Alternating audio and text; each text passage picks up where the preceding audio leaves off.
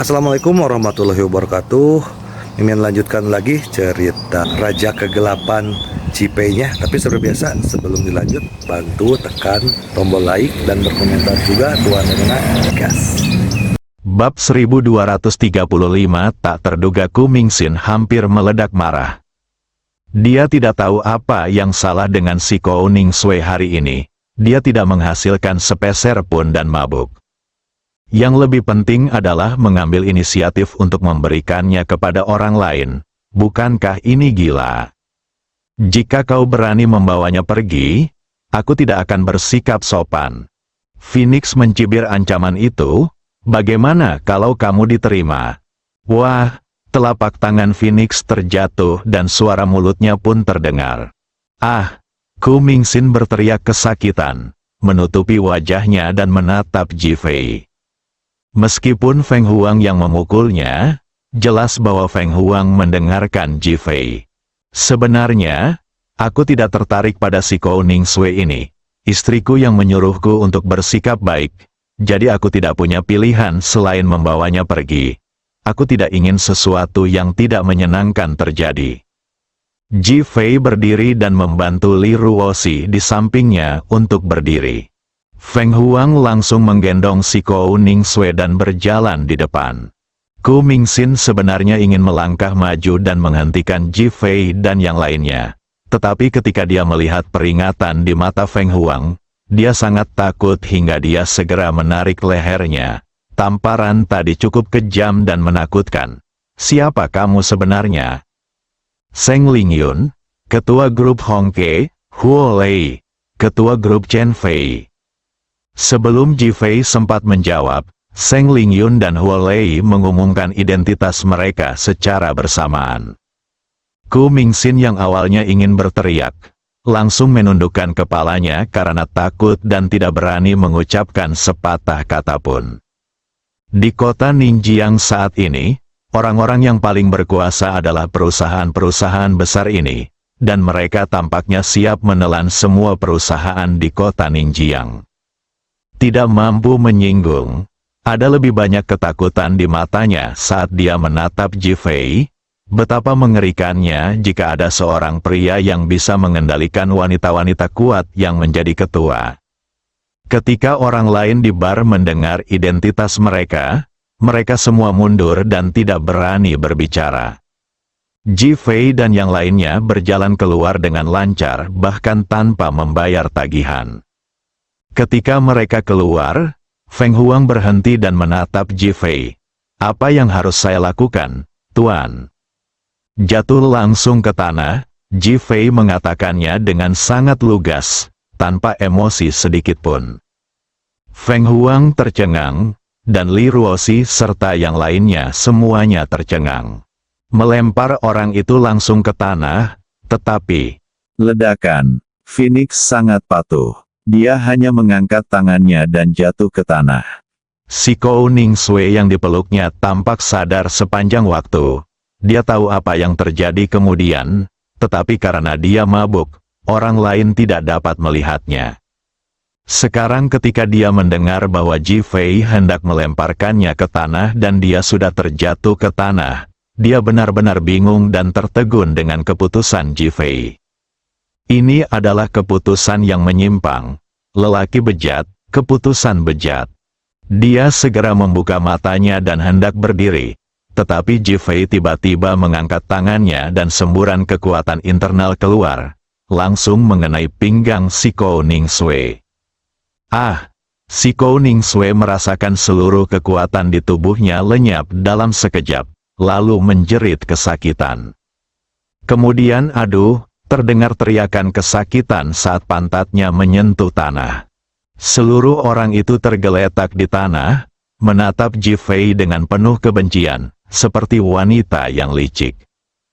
Oh, apakah kamu sudah sadar sekarang? Ji Fei bertanya, pura-pura terkejut. Hati si Kou Ningsue dipenuhi dengan alpaka yang berlari, dan pikirannya dipenuhi dengan kutukan, cabul besar. Bagaimana dia bisa begitu kejam terhadap wanita cantik sepertiku? Kamu harus tahu bahwa kamu adalah peri di mata banyak orang.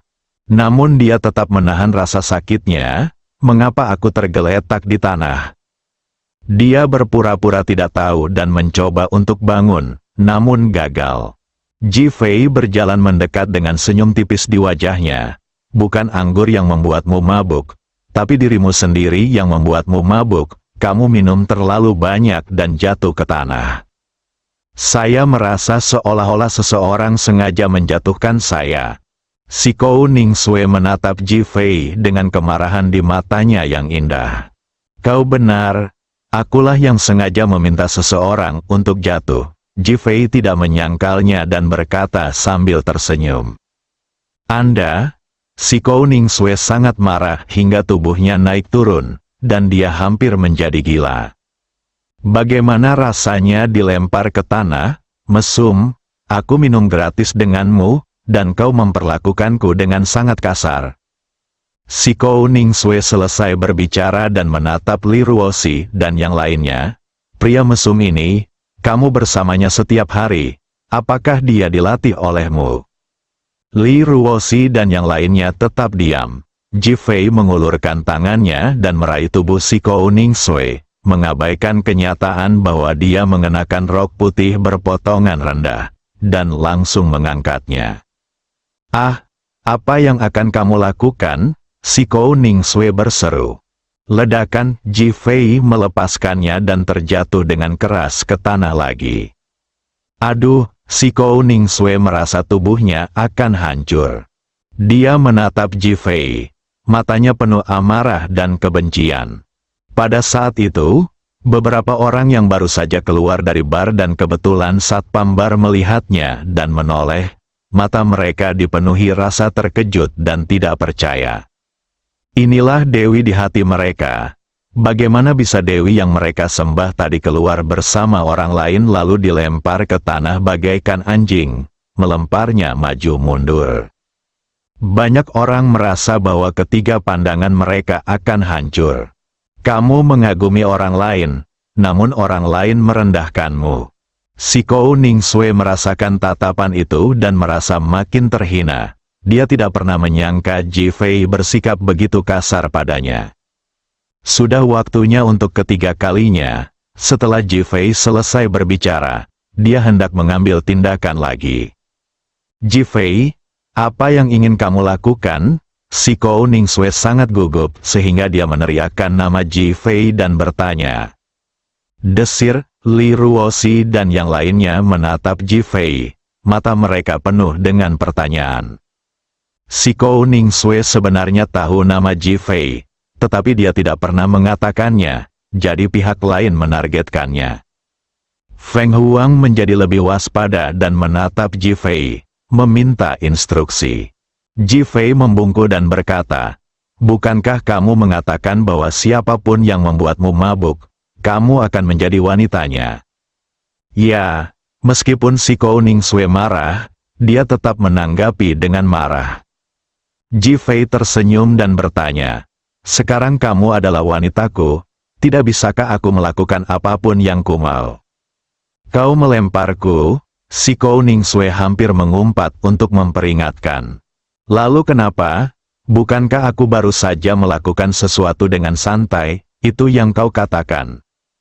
Kamu seorang cabul. Sikou Ningsue tidak pernah menyangka Ji Fei benar-benar akan mengatakan hal ini dan benar-benar melakukan hal ini.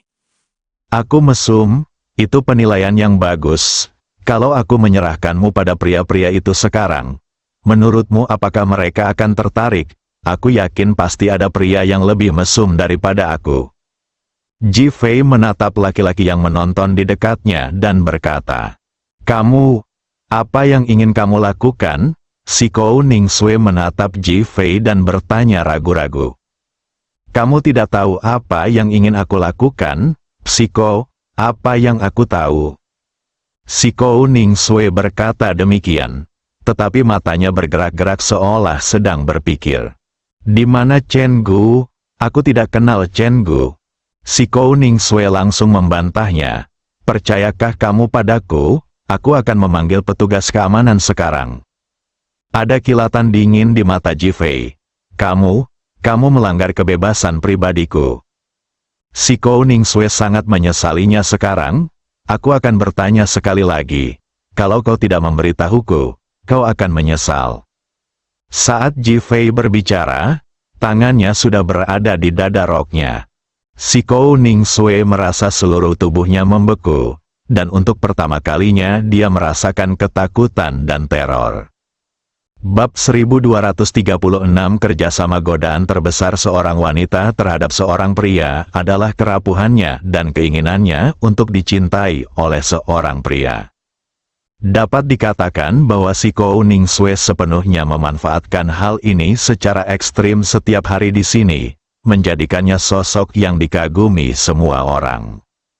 Namun, dia tidak pernah menyangka bahwa Ji Fei adalah pria yang kejam dan berdarah dingin. Dia sama sekali tidak menunjukkan simpati terhadap wanita cantik seperti dia. Ini benar-benar di luar imajinasinya dan bahkan membuatnya merasakan ketakutan yang tak terlukiskan. Di mana Chen Gu? Suara Ji Fei kembali terngiang di telinganya. Si Kou Ningsue merasakan seluruh tubuhnya bergetar dan dia tidak bisa menahan gemetar 2 kali, karena dia merasa seolah-olah dia dikunci oleh dewa kematian. Pada saat ini, dia bahkan merasa jika dia menolak, Ji Fei mungkin akan membunuhnya secara langsung. Aku akan membawamu untuk menemukan Chen Gu. Panggilan, saat si Kou Ningsue selesai berbicara, dia merasakan seluruh tubuhnya rileks. Ji Fei menarik kembali niat membunuhnya, berbalik dan menatap Feng Huang, kau bawa mereka kembali, aku bisa pergi sendiri. Phoenix mengangguk, Li Ruoxi dan yang lainnya tahu bahwa Ji Fei sedang tidak enak badan, jadi mereka masuk ke mobil dan pergi tanpa mengucapkan sepatah kata pun. Ji Fei meninggalkan si Kou Ningsue di kursi penumpang dan kemudian masuk ke dalam mobil. Tempat si Kou Ningsue sedang duduk di dalam mobil. Dia menghela napas lega ketika melihat kerumunan penonton telah pergi. Dia benar-benar khawatir Ji Fei akan membiarkan pria-pria itu mengabaikannya. Sekarang setelah dia merasa relatif aman, dia menatap Ji Fei dengan ekspresi kesal lagi. Aku benar-benar tidak tahu bagaimana seorang pria tanpa kecerdasan emosional sepertimu bisa menemukan seorang istri. Jangan pedulikan itu, lokasi, Ji Fei menjawab dengan dingin. Rumah Sunshine, nomor 35 Jalan Heping. Ji Fei menyalakan mobil dan melaju menuju tujuannya. Si Kou Ningsue sedang duduk di kursi penumpang, matanya bergerak lincah, berbagai pikiran berkelebat di matanya. Akhirnya senyum puas terpancar di matanya. 1/4 jam kemudian, Ji Fei berkendara ke Sunshine Home. Mari ikut saya. Si Kou Ningsue telah kembali normal. Dia melompat ke tanah dan berjalan menuju unit 1 gedung 19. Ji Fei tidak banyak berpikir dan hanya mengikutinya. Kedua orang itu dengan cepat tiba di pintu kamar 1901 di lantai 19. Si Kou Ningsue membuka pintu, dengan santai melepas sepatu hak tingginya, menyalakan lampu dengan bunyi klik, dan memasuki ruangan. Ji Fei tidak mengatakan apa-apa, dia selalu memikirkan satu pertanyaan dalam benaknya, mungkinkah Chen Gu tinggal bersamanya di sini? Jika memang begitu, Chen Gu memang pantas mati. Si Kou Ningsue berjalan cepat ke dalam ruangan, Ji Fei berdiri di sana tanpa bergerak, merasakan napas di sekelilingnya. Yang ada hanya nafas si Kou Ningsue. Si Kou Ningsue, apakah kamu berbohong padaku? Apa yang telah kubohongi padamu? Si Kou Ningsue keluar dari ruangan sambil berbicara, telanjang bulat. Ji Fei tertegun pada awalnya, dan kemudian wajahnya dipenuhi kemarahan ketika dia memikirkan rayuan canggung ini. Apakah menurutmu ini menyenangkan? Ji Fei merasa konyol sekali kalau ada yang ingin merayunya. Tidak ada. Bukankah kau baru saja mengatakan kau ingin seorang pria berhubungan seks denganku? Sekarang kau satu-satunya pria di sini. Ayolah, seorang pria harus menepati janjinya. Kalau tidak aku akan membencimu. Kenakan pakaianmu dalam 3 detik dan beritahu aku di mana Chen Gu berada. Kalau tidak, aku tidak keberatan mengambil tindakan terhadapmu. Melakukannya? Bagaimana? Benarkah itu? Siko Ningsue memutar tubuhnya ke arah Ji Fei dengan cara menggoda, dengan pesona tak terhingga di wajahnya. Dia tampak seperti benar-benar ingin diganggu. Pada saat ini, Ji Fei tiba-tiba menyadari bahwa dia tampak memiliki semacam pesona dalam tulang-tulangnya, yang sama sekali berbeda dari sosok anggun di atas panggung. Wah, Ji Fei sangat marah dan menamparkan punggung Siko Ningsue. Ah! Siko Ningsue berteriak kesakitan dan menatap Ji Fei dengan wajah pucat. Matanya dipenuhi ketidakpercayaan dan kemarahan yang tak tertandingi. Dia tidak pernah menyangka Ji Fei benar-benar akan menyerangnya. Dia wanita yang cantik sekali. Bagaimana bisa Ji Fei berbuat begitu kepada seorang wanita cantik yang telah menanggalkan semua pakaiannya dan sendirian di dalam kamar? Betapa kejamnya ini. Kemarahan yang membuncah dalam hati Ji Fei bahkan lebih kuat dari ini. Dia mengira kalau penyebab lahirnya Long Ke'er adalah karena Siko Jinyan merayu kakak Long dan memanfaatkan dirinya yang sedang terluka untuk menghamili Long Ke'er. Apakah semua wanita di keluarga Siko memiliki potensi seperti itu? Siko Ningsue tidak tahu apa yang dipikirkan Ji Fei. Sebaliknya, dia malah menjadi semakin marah. Ji Fei, ayolah, bunuh saja aku, besok. Aku yakin seluruh kota Ninjiang akan menyebarkan berita yang mengejutkan. Kau seorang pemerkosa. Ngomong-ngomong, kamu menangkapku hari ini, dan banyak sekali orang yang melihatku. Jika aku mati, orang pertama yang mereka pikirkan adalah kamu. Belum lagi kau menyerangku di Carembar dan hampir melemparku sampai mati. Wajah Ji Fei muram. Aku tidak ingin membuang waktu. Di mana Chen Gu? Katakan padaku, mari kita selesaikan masalah ini. Mati, aku membunuhnya? Apa yang terjadi padamu? Kau meniduriku atau membunuhku? Siko Ningsue sama sekali tidak memiliki pesona bar pada saat ini. Duduk di atas panggung, dia tampak seperti peri, atau bahkan seperti gangster kecil, wanita gila yang tidak peduli tentang apapun. Ji Fei menatap Siko Ningsue selama beberapa detik, dan akhirnya mencibir, kamu merindukan seorang pria, bukan? Ya, ayolah, aku tidak yakin apakah kamu bisa memuaskanku. Siko Ningsue berteriak provokatif. Jangan khawatir, aku akan memuaskanmu, aku akan memastikan mereka memuaskanmu. Setelah Ji Fei selesai berbicara, dia mengeluarkan ponselnya dan hendak menelepon Tiehan.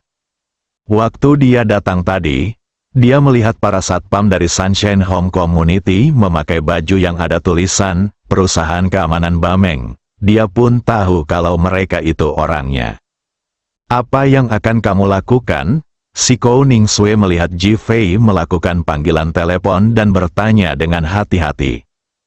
Panggilan telah tersambung. Ji Fei berkata kepada si jagoan, cari beberapa orang kuat dari Satpam Sunshine Home, 19. Ji Fei, kataku, ketika Siko Ningsue melihat Ji Fei serius, dia sangat takut hingga berteriak cepat. Ji Fei menutup telepon hanya setelah dia melihat bahwa dia benar-benar takut. Pria tangguh di seberang sana kebingungan. Tetapi dia sudah melompat ke tanah dan bergegas ke Sunshine Home. Silakan, aku tidak mau membuang waktu. Kalau kamu menginginkan seorang pria, aku jamin kamu akan puas. Mata Siko Ningsue hendak menyemburkan api. Dia tahu bahwa kepuasan yang dibicarakan Ji Fei adalah penjaga keamanan di pintu. Ia merasa mual ketika membayangkan tatapan tajam para petugas keamanan kepadanya saat ia keluar masuk setiap hari.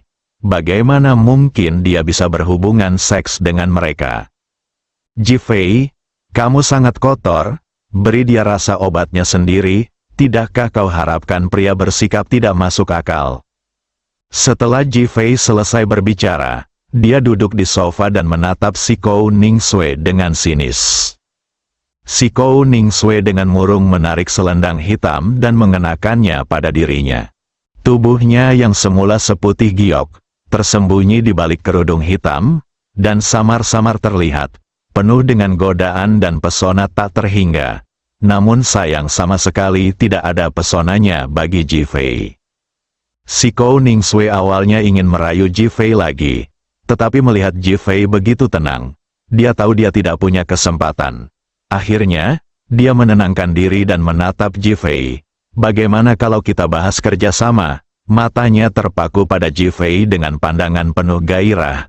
Ji Fei tidak mengatakan apa-apa, tetapi hanya menatap wajah si Kou Ningsue. Matanya penuh dengan cibiran. Dia memang seorang wanita yang penuh rencana jahat. Bersambung.